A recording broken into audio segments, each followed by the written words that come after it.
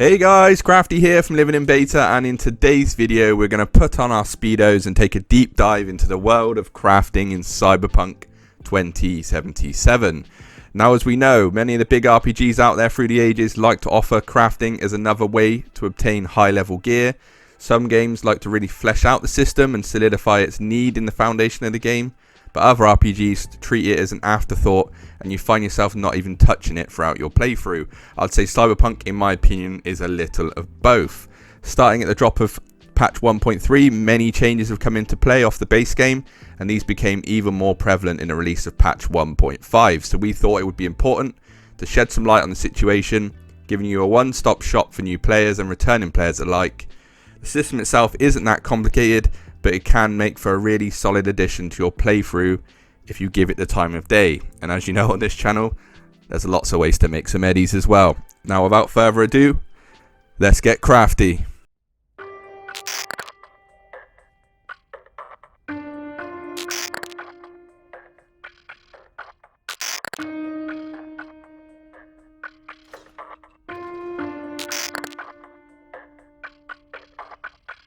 Now, when it comes to crafting in Cyberpunk 2077, there are three main pillars. You have the crafting menu, which allows you to craft items from scratch using specs you've picked up on your travels or purchased from the store, and also upgrade items that you, of course, have got in your person that you've looted or you've purchased as well. And then you have the character menu, which houses your tech ability. This dictates the level of items you're allowed to craft, and also houses perks which allow you to get more benefits and kind of tweak the way your crafting build works. And then we have the kind of foundation of all crafting, and that is the materials or components you use to craft or upgrade items. Fairly simple. They all work together in unison, but you can't really do much without components or, of course, the perks. Now, as mentioned, materials are one of the key pillars for crafting because you can't really craft anything or upgrade anything without the materials. And they're broken down into rarity levels. So you can see here on the left-hand side, I'm just in my backpack here just to showcase how many I've got. You've got the common, uncommon, then the rare components for creating items, and then the rare for upgrading, the same for epic, and the same for legendary. And it's fairly clear that when you're crafting items in the crafting menu what kind of components you need. Now, you can get these in quite a few ways. One of the main ways is looting enemies on your travels, of course, and they can either house components in their loot table, or they can also obviously have weapons and items which you can then disassemble. To disassemble items, it's pretty clear. You'd go into your backpack, highlight over an item, so you can see this legendary weapon here. Gives you an amount of components that you can see on the left hand side. It tells you what you'll get from disassembling. Now, when you disassemble something, there is perks out there in the tech tree which we'll look at, which do gain you more materials for doing this, but in general base, each weapon will have the amount of items that you can get from, or amount of components you can get from disassembling. It's also clear to notice that this item did not cost that much to create. It was more expensive than that, so you don't get the full items back that you would, of course, spend on creating the item. You can also see down here quick hack components, and this again is to help create and quick hacks, which we can showcase in the crafting menu anyway. Now, in terms of what you can disassemble, majority of items you can. If you've got an item that's equipped on your body, you can see here it doesn't allow me to. That's just something to bear in mind. Things like attachments and mods, you of course can. Grenades as well, you can. And cyberware, you also can. I think this was the change that came in 1.3. Or it may have been there at the start, but you can definitely disassemble more items now. One thing they did change is that they stopped allowing us to disassemble consumables. Now, this back in the day used to be the way we used to gain our uncommon and common materials. Just sit at a little vending machine and spend your dollars to get the components. Now they've made it easier to get these components, which I'll showcase in a second. But you can see majority of consumables now you can't disassemble. Only things like these bounce backs or max stocks you can usually disassemble, or health boosters as well. Now, as I said, there's another way, and that is essentially going to any store, mostly weapon stores or junk shop stores, to purchase the components themselves. You can see I'm in the Badlands now at one of my favorite junk stores. And the reason why I go to junk shops is because they house all components you need. Now in patch 1.3, and probably more prevalent now in patch 1.5, majority of weapon shops as well now will house the materials you need at all rarity levels. It used to be that only junk shops did, or of course, as I said, we'd have to disassemble consumables. There will be some weapon shops. The best example I can give is up here at Sunset Motel.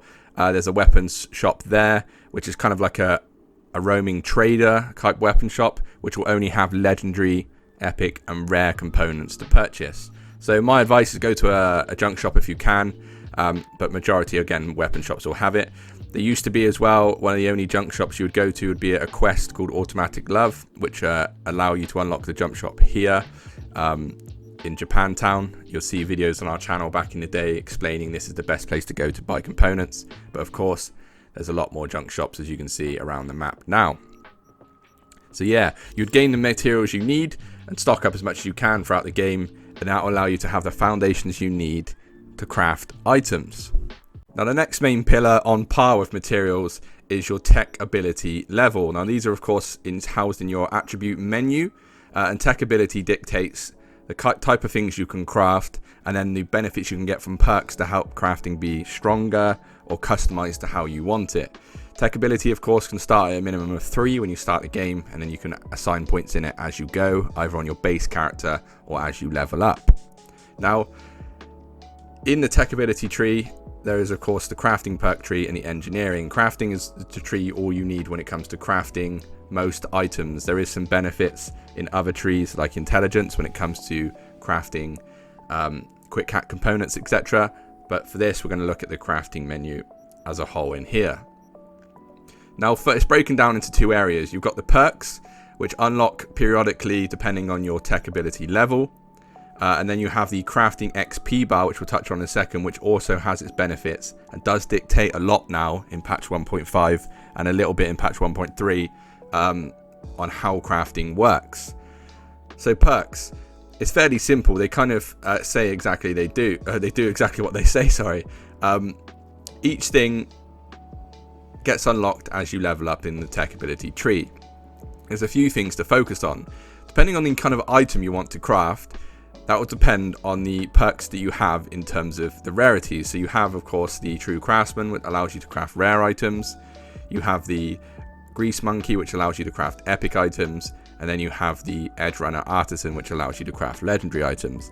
Now, it's important to note, you can actually unassign these, of course, using the reset perks feature in the game now, and you can only have one selected if you want. If it got to the point where, you know, you've out leveled rare items and it's not really something you care about anymore, you can, you know, unassign these two maybe and just focus on legendary. That's something that's very handy and not many people talk about. And then, so they allow you to craft a certain level of item, and then you have obviously the benefits coming from other perks. So a couple of key focuses here. First one being cost optimization, reducing the component cost of crafting items by 30%. As we touched on in materials, each item has a base level of crafting. This just makes things cheaper, which of course is not only beneficial when you're selling the items, but just makes it nicer when you're creating the items. You then have ex nihilo, which is something we used to touch on a lot, because back in the day, this used to proc not only a free item, but also the rarity of that item could be randomized, right? So we'd usually get this at a low level, well, as low a level as we could, and then just try and hope for like the armadillo, for example, to proc it legendary status. But it's been nerfed a little bit, which is fine, but it's still very, very good. Have 20% chance, 1 in 5, being able to craft an item for free, which again just reduces that cost of the item you're making. And then from there, it's kind of perks that you really kind of feel like would give you the most bang for your buck. I like to take mechanic because you gain more components from disassembling, and as I'm leveling through the game and looting everybody, this is just good for stacking up on those components. I also like the waste not want not, because if I create a weapon that might have benefited me you know, back in a lower level, and it's got some mods on there that I liked and maybe don't want to have to purchase again, when you disassemble that item you get those mods back. I also do like, on majority of my characters, to max out workshop, because you're not only getting a 20% chance to gain a free component of the same quality, you're gaining an extra chance to gain a free component of a higher quality. And again, it's just all coming in with the mechanic as well, just making sure you're gaining components everywhere possible. Now, some other perks in here, like grenades dealing more damage, I don't necessarily believe it should even be housed in here, but I don't necessarily recommend it unless that's your build. Things like efficient upgrades is very, very good if you're going to be set on an armor set that you're using and wanting to upgrade that item for free, or at least have the chance to do it for free. I recommend that. On this character, for example, I've been focusing on Johnny's personal armor, so I've been upgrading that a lot.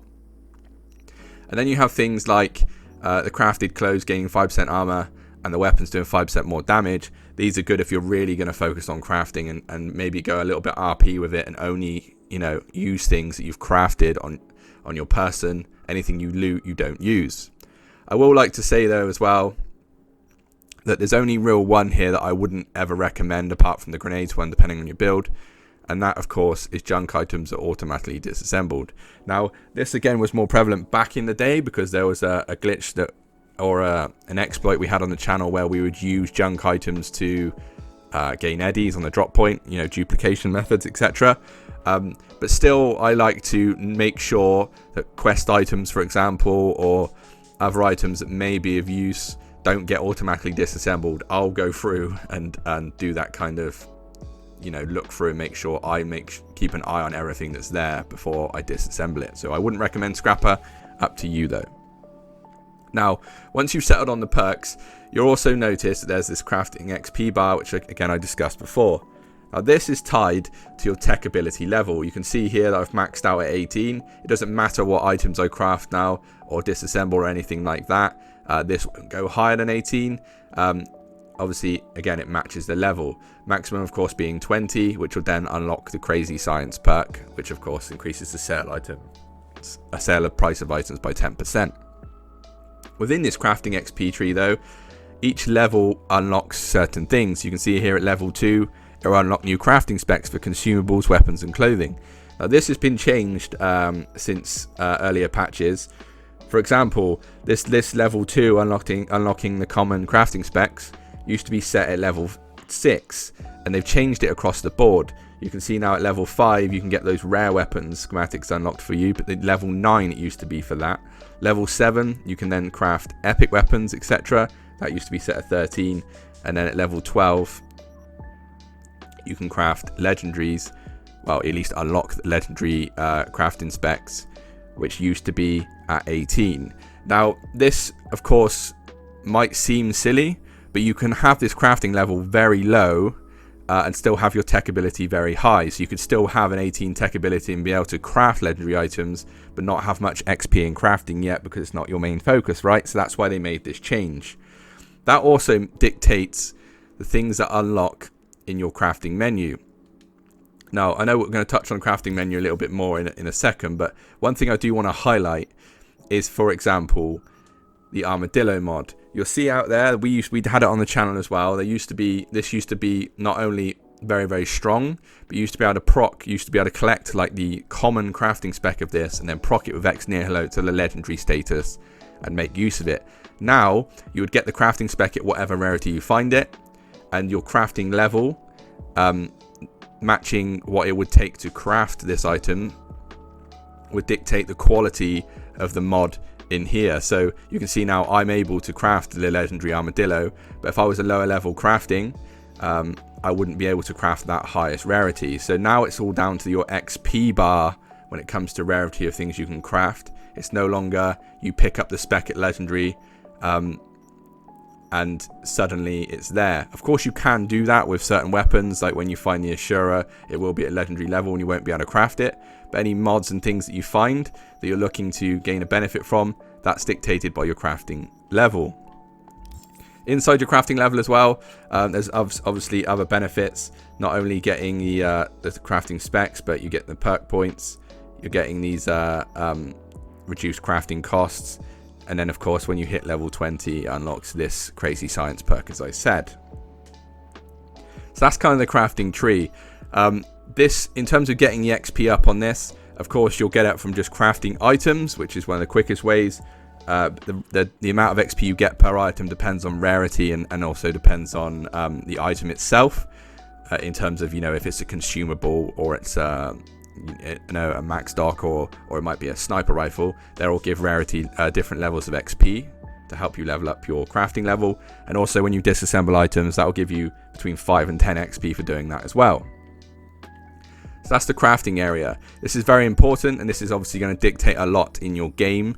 Make sure you choose the perks that suit you, but don't put everything into here if you don't need to. Like on this character, I don't craft many weapons or armor, so it's pointless wasting perks in this, right? Just give it a thought and make sure you customize it to your character.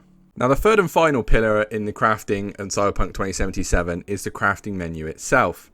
This is a place that you might spend a hell of a lot of time if you're focusing your build around crafting, or you won't spend much time at all and only really use this area when you want to make bags and bags of eddies, right? Link in the description for those kind of videos.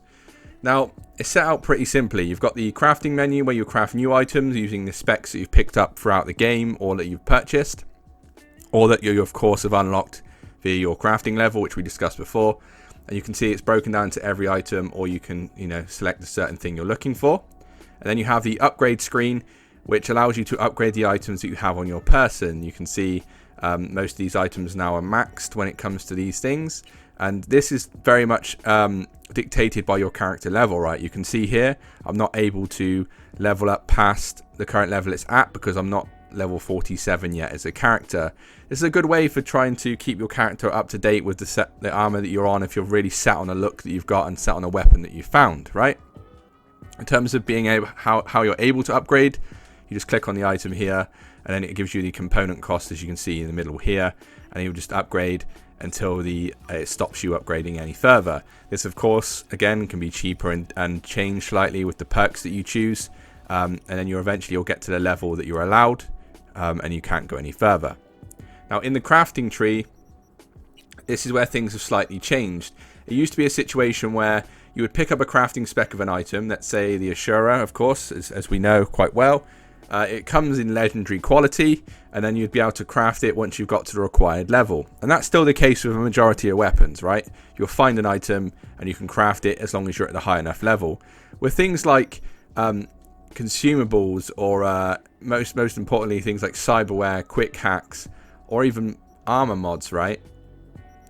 These things have changed slightly in the game now.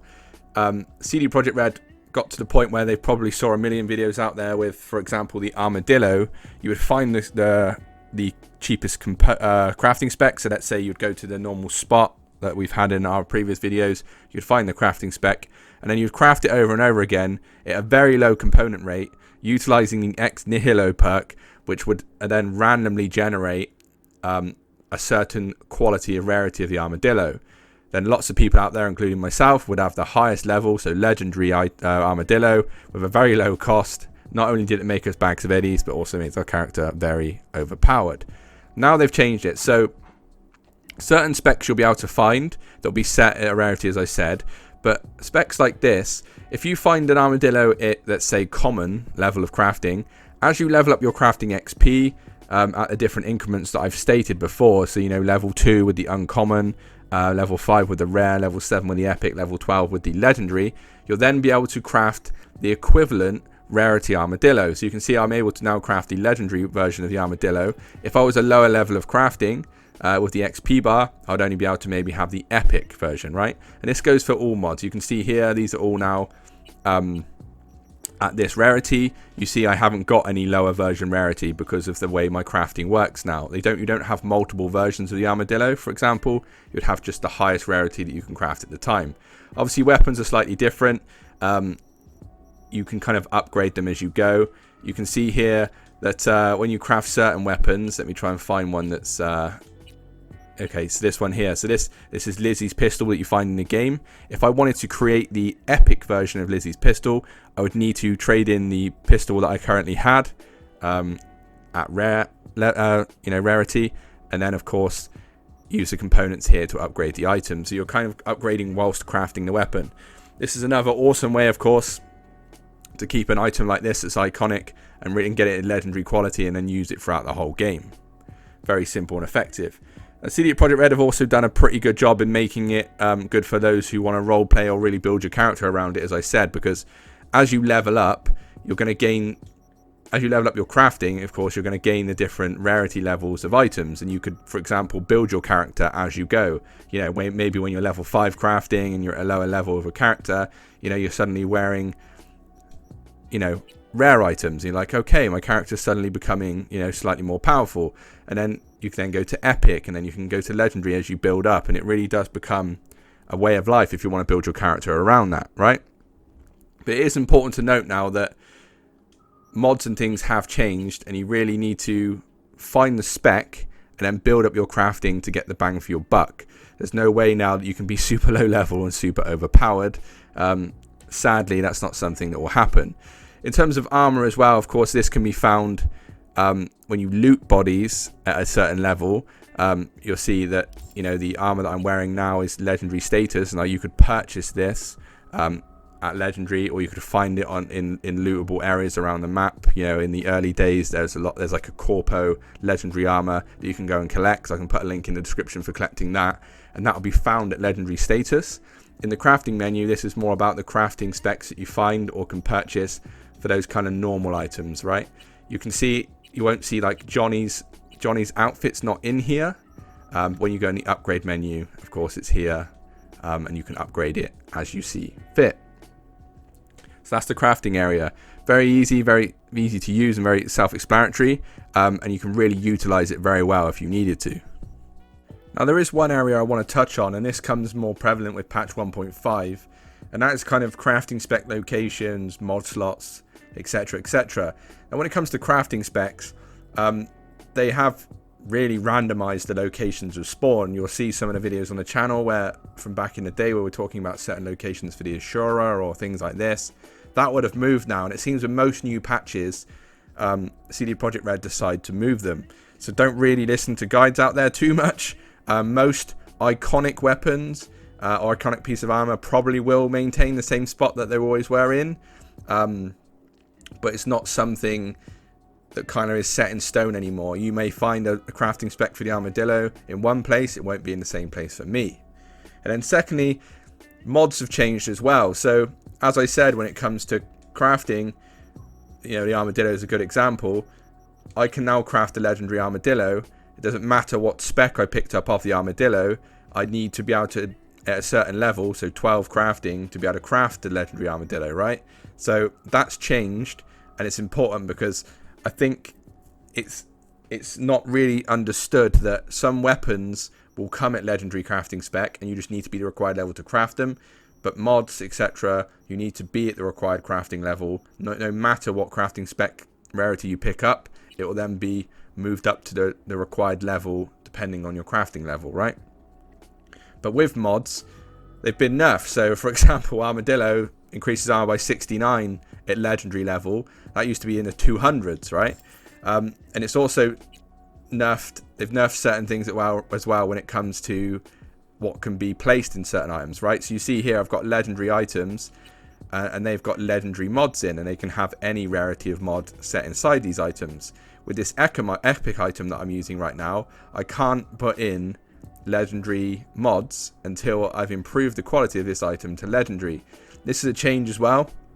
It's come into play.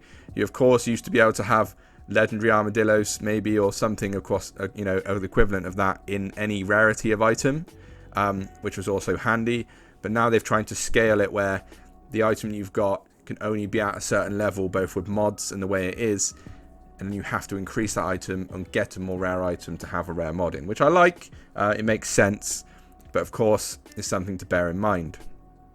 So yeah, a couple of little features in patch 1.5 that's not really spoken about too much, so just bear those in mind when you're building a character around this.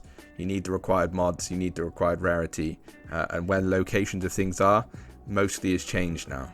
So there it is, a little run through of how crafting works in Cyberpunk 2077 and how to utilize it to the best of your ability. We of course have many videos on the channel relating to crafting, how best to use it to make eddies and little exploits and nuggets of information out there. So check the description down below for links to all those videos. But let's have a chat in the comments. Do you build your character around crafting, or is it just an afterthought in the game that you may touch now and again? Do you think there's any changes that CD Projekt Red could make to make it stronger, or any way they could change the way it's built to make it, you know, easier or even maybe more interesting? Let's definitely have a chat down below. As a community, we always come together to figure out this kind of things. But as always, like the video if you liked it, share with your friends and family, subscribe for more content like this one, and remember, don't be a gonk.